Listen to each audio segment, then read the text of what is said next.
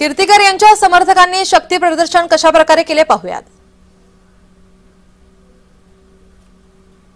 आपण हे दृश्य पाहतो। या ठिकाणी मोठ्या संख्येने अमोल कीर्तिकर यांचे समर्थक कार्यकर्ते या ठिकाणी या रॅलीमध्ये या शक्ती प्रदर्शनावेळी सहभागी झालेले आहेत।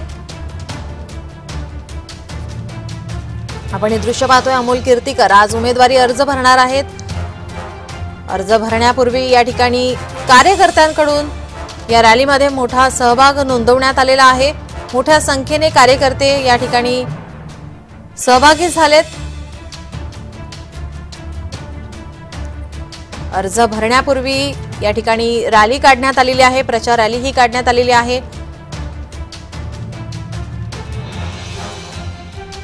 मोवियाचे सर्वच कार्यकर्ते या रॅलीमध्ये सहभागी झालेले एकंदरीतच पाहायला मिळतात।